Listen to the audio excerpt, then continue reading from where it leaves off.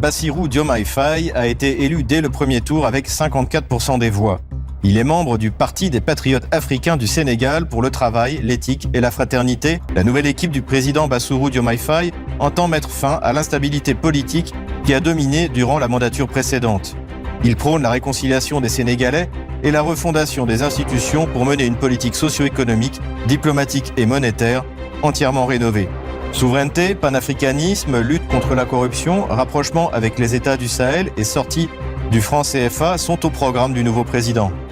Dakar s'oriente donc vers une politique de rupture à tous les niveaux. On va demander aux gens qui souhaitent accéder aux quartiers sécurisés dans le cadre des Jeux Olympiques de s'enregistrer sur un site internet, sur une plateforme qui sera mise en place le 10 mai pour obtenir ce fameux QR code qui permettra d'accéder à ces sites et à ces zones sécurisées. Les villes intelligentes, c'est tout simplement en fait des villes qui visent à mettre la data, la big data, donc en fait la donnée au centre de l'activité humaine. C'est en quelque sorte le monitoring de l'activité humaine et surtout c'est une transformation qui est enclenchée, alors pas depuis hier, c'est une transformation qui est enclenchée depuis le début des années 2000, mais qui vise à s'accélérer depuis la pandémie, depuis la crise sanitaire de 2020.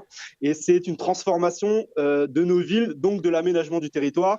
Et progressivement, on voit une évolution normative et réglementaire qui vise à organiser justement l'activité humaine autour d'un grand monitoring. Avant, ils te disaient, tiens, regarde bien, je te prends ça, reste encore, ça.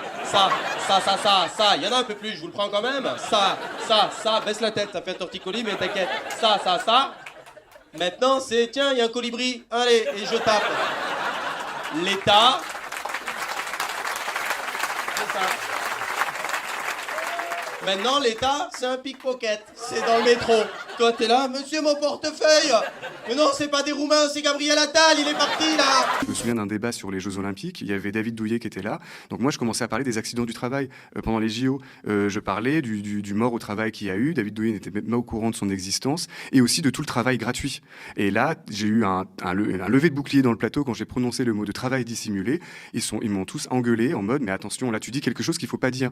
Tu peux dire les JO, attention aux problèmes de sécurité. Tu vas vraiment rester dans leur thématique et dans leur manière d'aborder le sujet. Si tu débordes trop, alors là, tu sors du cadre. Nous sommes une radio publique, donc on se doit de servir l'intérêt général. Dans le cadre de cette mission, nous avons choisi, mais c'est Radio France, en ce qui concerne par exemple le réchauffement climatique et la cause écologique, de ne pas donner la parole à des personnes qui contesteraient le fait même du réchauffement climatique. C'est un engagement. C'est un engagement de Radio France au nom d'une valeur qui est à la hauteur de la mission qu'on doit accomplir. Oui, et même chose d'ailleurs à France Télévisions. Du blacklisting de personnes en particulier. Je pense qu'on a pris les mêmes précautions pendant le Covid, évidemment. Ils appelaient ça la simplification de la fiche de paye. En marketing, on appelle ça la fistification de la fiche de paye.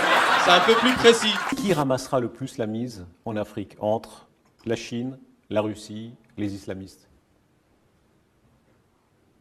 Ça, c'est une bonne question.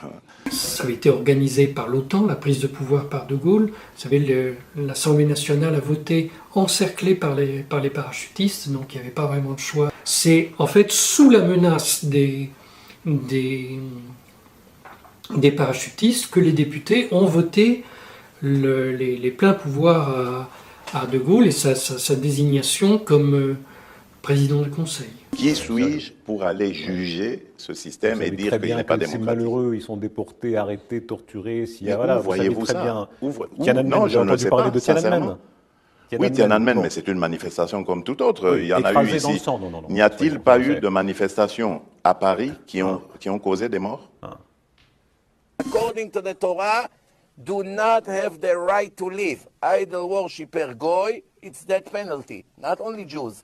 Even a goy who bow down to an idol, who believe in JC, deserve death penalty. Vu d'Occident, on se dit que le Sud global est en train de faire reculer la démocratie. Mais non, quand on entend pas du ça. tout. Mais je vais vous dire aussi une chose, puisqu'on est en train de parler de valeurs. Aujourd'hui, les crimes en République démocratique du Congo sont documentés, avérés. Et le responsable, mais cela n'est pas nié. ou un des responsables est connu, c'est le Rwanda. Aucune sanction.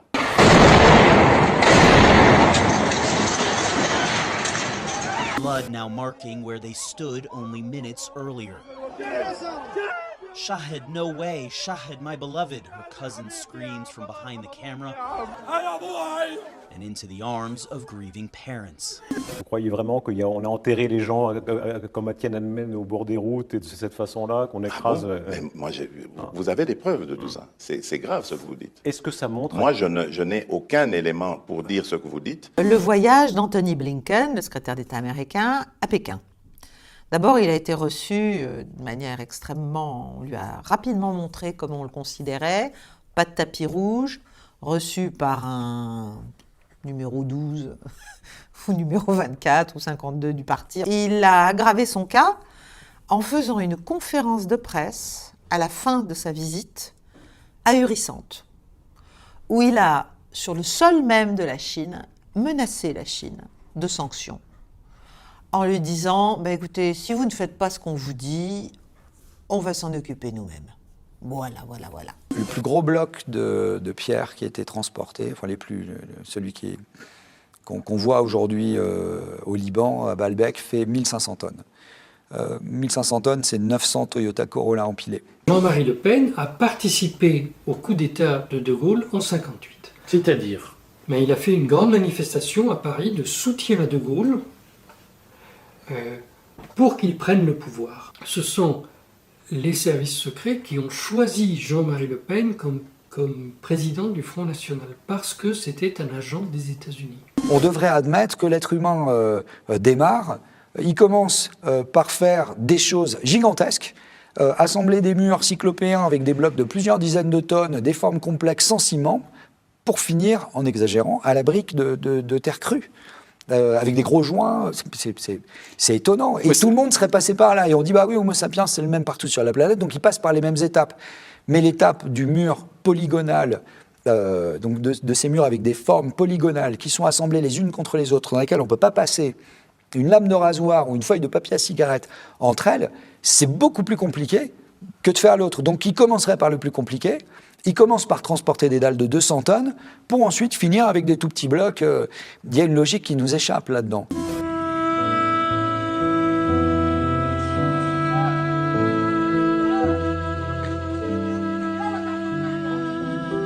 Si l'affaire était réglée, on n'en parlerait plus, et puis voilà. Mais tout le monde sent bien qu'il y a quelque chose de particulier. Pourquoi ? Parce qu'on n'a jamais démontré tout ce qui a été dit. On n'a aucune hypothèse démontrée sur la construction des grandes pyramides. On n'a rien. On a des idées. On a parfois quelques hypothèses. On dit que parce qu'on arrive à le faire avec un bloc de 1 tonne, on peut le faire avec un bloc de 80 tonnes. Non, ça, c'est pas vrai. Et ça, c'est les ingénieurs qui le disent. Des réchauffements, il y en a toujours eu dans l'histoire. Par exemple, aux alentours de l'an 1000, il y a eu un réchauffement de la planète. Et c'est grâce à cette époque où les récoltes étaient abondantes qu'on a pu construire nos cathédrales. Et que les Vikings se sont installés au Groenland, où ils sont restés 3 siècles. Parce que le Groenland était vert, ça voulait dire Greenland. Donc, il y a toujours eu un réchauffement et on ne conteste pas le réchauffement.